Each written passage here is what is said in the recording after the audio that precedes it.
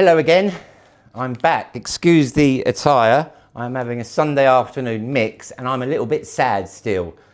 I thought I was getting somewhere. I think if you remember last time, I was having an absolute nightmare trying to get my tracks from Beatport Link over to the RX3 and everyone was going, oh, why are you using the laptop? It was because I was a dickhead and I forgot to get the USBs. But I got the USBs and then I got a load of tracks and I pretty easily in Rekordbox managed to upload the music onto the USB key and off I went. And I did remember a couple of things. Someone showed me ages ago how to cue in a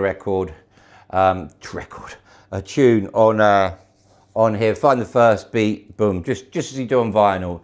And to be honest, the ear hasn't gone. I think that's like riding a bike a little bit. You never forget. And as soon as I was putting the two tunes together, it was actually tunes that I still remembered from Strawberry Sundays and that I had previously on vinyl.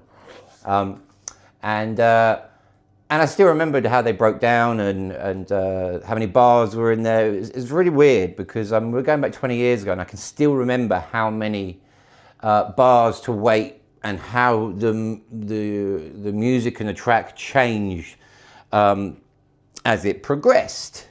But then I got a bit underwhelmed because I started playing around with everything and everything that was of skill that I thought from years ago, like the beat matching, and then I've discovered looping, and you can like say if there's a difficult part of a track, you can avoid that by looping another part of the track, which is easier to mix a tune out of. I saw a YouTube tutorial on that. I mean, obviously you couldn't do that on vinyl because you couldn't just skip it and loop it like that. And then I was looking at the sync stuff and I was just like, okay, they've made all this stuff that was a skill on vinyl pretty easy. And then it kind of dawned on me why there is so many DJs out there, because they've kind of made a button on here for everything that was difficult to do on vinyl. But that's not, I'm not saying that's a bad thing, okay? Because then I thought, okay, if I can do the basics, that's not an issue. I can beat match, I can mix, I know how to bring a tune in.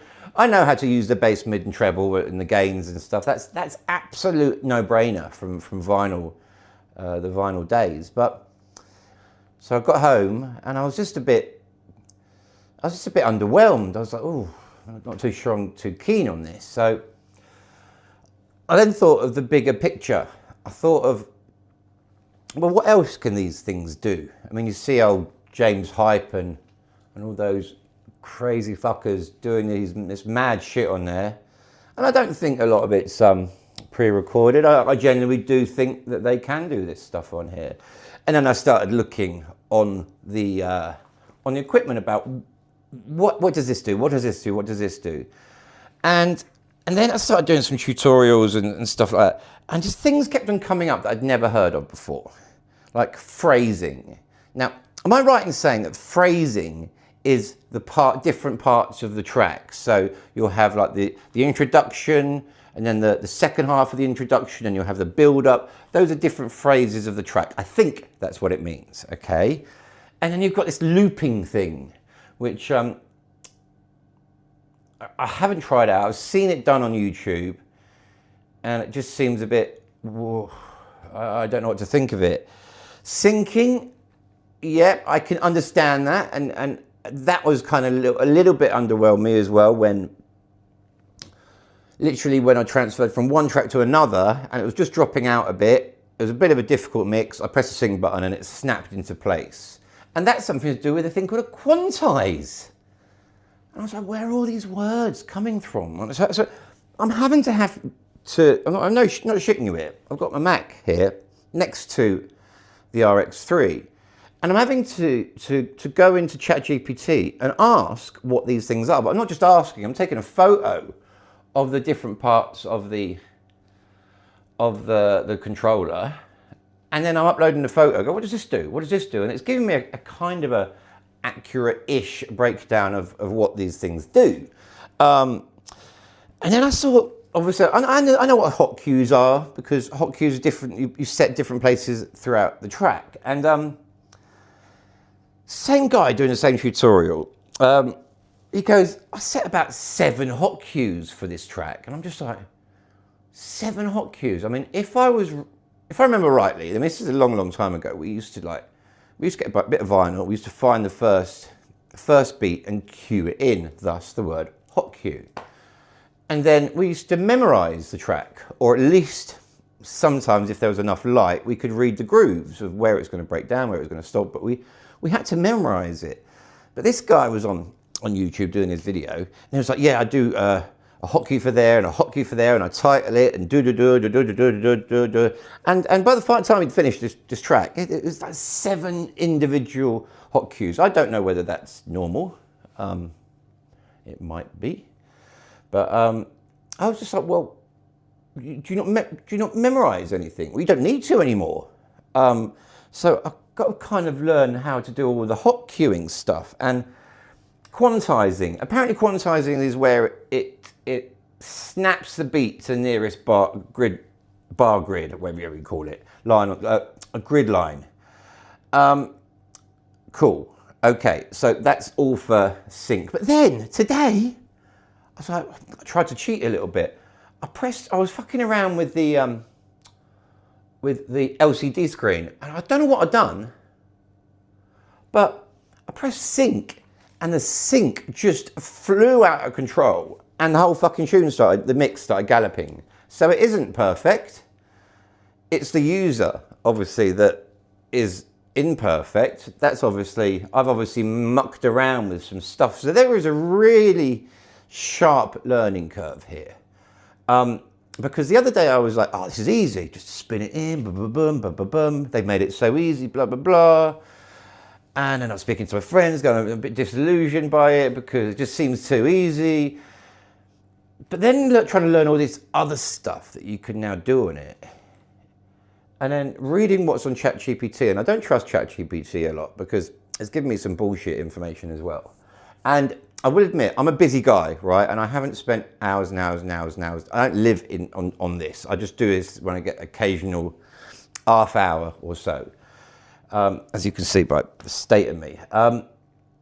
So if I was just a normal average Joe blogs, the average Joe blog should be going through this similar sort of process. You might be more technically minded than me, you might not be, but there's a lot to learn. Like, for example, there's a lot of these grid lines. I mean, and there's so much information.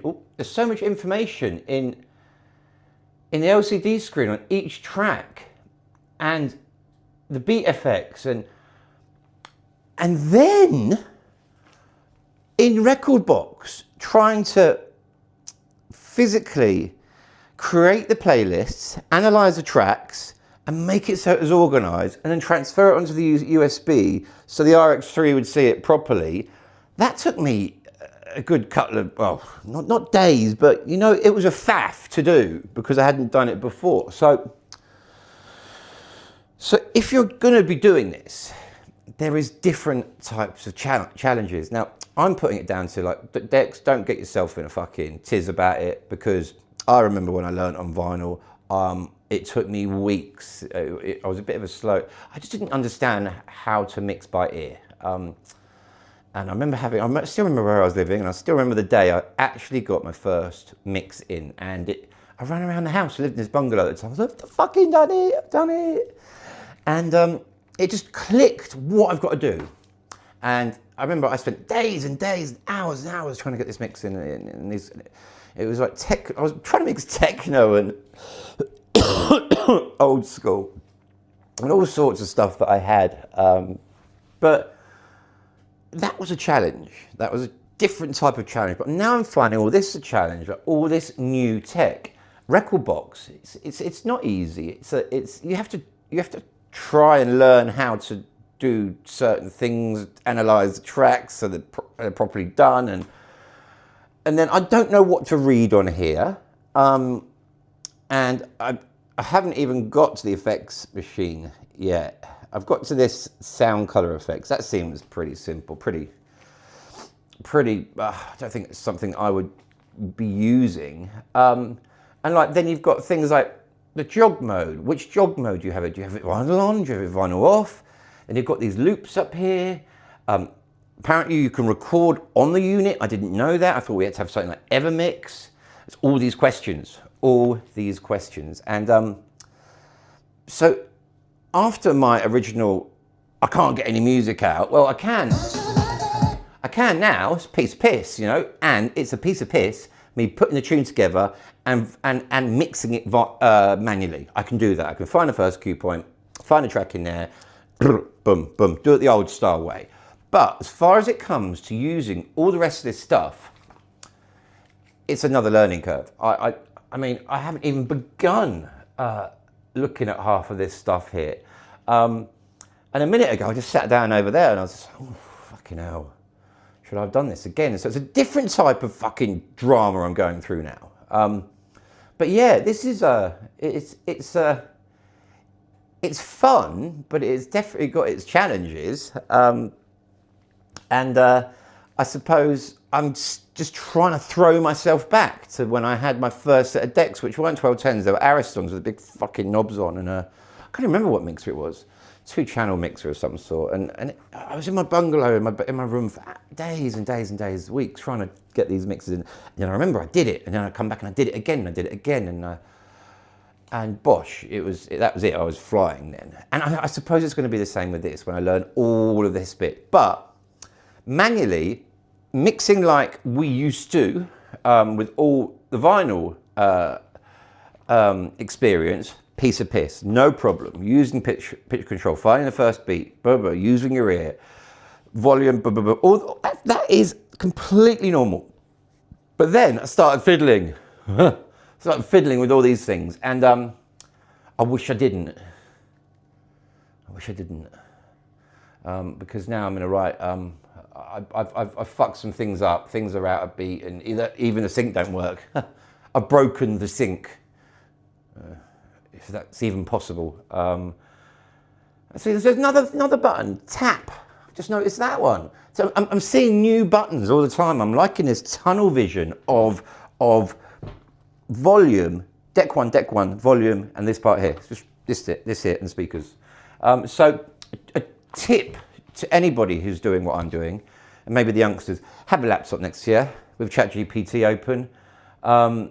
And ask it, and don't just type it in. Take photos of the gear, and go, what does this do? And send the photo into, upload the photo to ChatGPT, airdrop it, because it will give you a full rundown. It's helped me out quite a lot.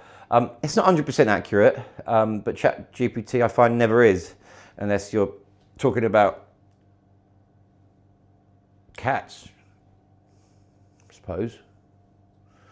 Anyway, that is my latest update. If I've rambled on, I apologise, but I know some of you out there have actually sent me a message saying thank you for showing the real learning curve behind this, and not just some twat just showing off how good they are at scratching and things like that, because there is it is a bit difficult, and it is a bit frustrating. So anyway, I'm going to love you and leave you, and I will come back to you next week with another video. I just want to thank you everyone for all your messages.